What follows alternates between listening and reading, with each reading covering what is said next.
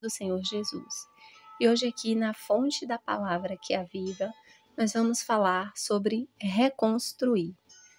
Vamos meditar lá no livro de Neemias, no capítulo 1, o verso do 3 ao 4 vai dizer assim: E disseram-me, os restantes que não foram levados para o cativeiro, lá na província, estão em grande miséria e desprezo, e o muro de Jerusalém fendido, e as suas portas queimadas a fogo.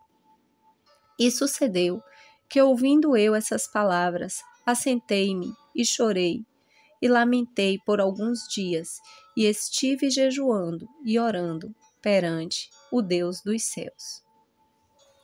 Aqui nós vemos a história de Neemias, quando ele recebe a notícia de como estava Jerusalém. E é um grande exemplo sobre reconstrução, Neemias, aquele que reconstruiu os muros.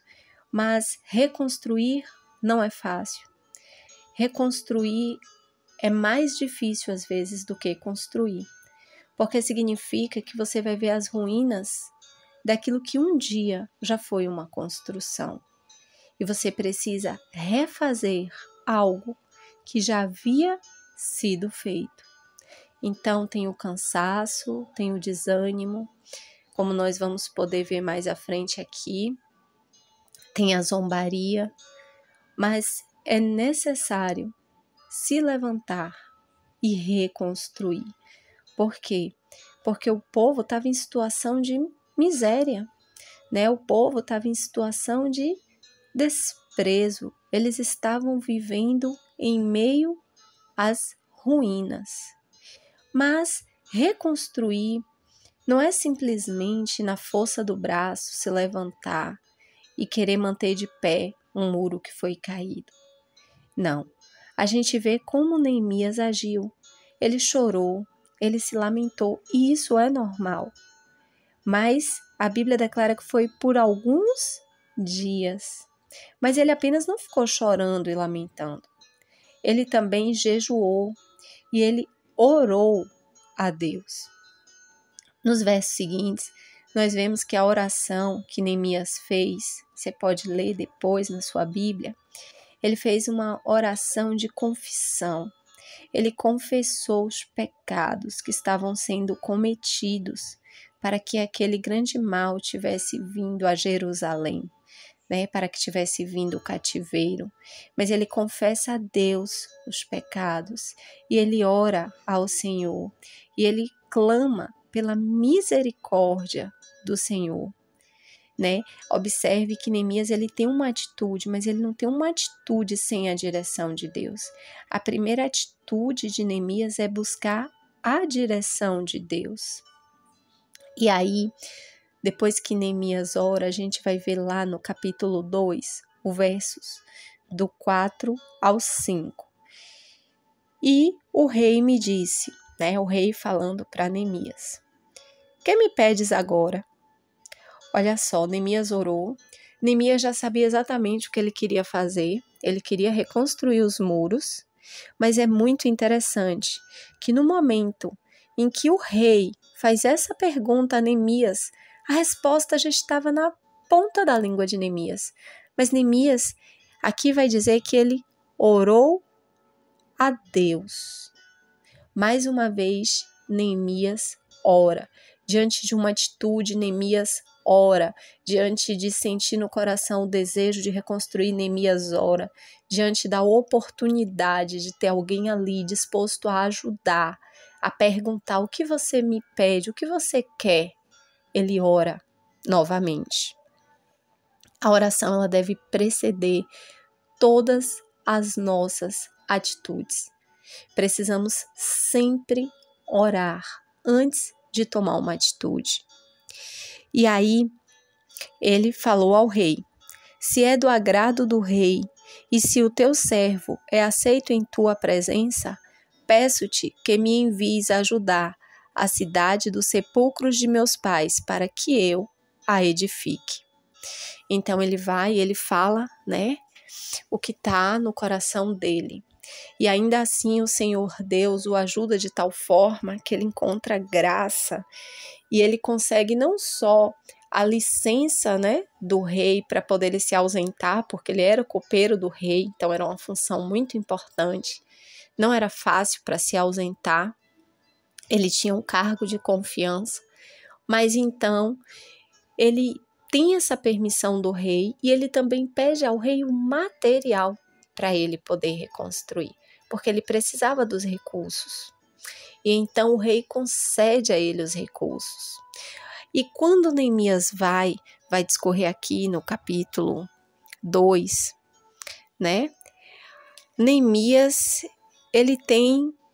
quando ele chega lá, ele vai verificar a situação, sabe? Não adianta você simplesmente querer reconstruir sem ter noção do quanto foi derrubado, do que precisa ser mudado, do que precisa ser refeito e como deve ser refeito.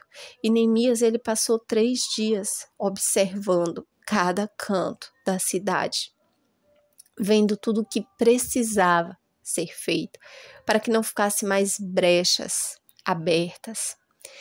E aí, o que é que acontece nesse momento? Aí no capítulo 2, o verso 19, diz assim: o que ouvindo Sambalate, o Horonita, e Tobias, o servo amonita, e Gesem, o arábio, zombaram de nós, e desprezaram-nos, e disseram: que é isso que fazeis? Querei rebelar-vos contra o rei? Então eu quero te falar que reconstruir não é um processo fácil. Reconstruir vai exigir esforço, vai exigir dedicação, vai exigir renúncia, vai exigir recursos que muitas vezes não vai estar ao teu alcance, você não vai ter, mas o Senhor vai prover aquele que vai te dar o recurso para que você possa reconstruir. Mas você também vai ter que lidar com a zombaria, lidar com pessoas que não querem reconstruir, mas que vão zombar de quem se levantou para estar reconstruindo. Pessoas que não estão edificando seus muros, mas que deixam as suas vidas de lado para criticar aquilo que você está reconstruindo na sua.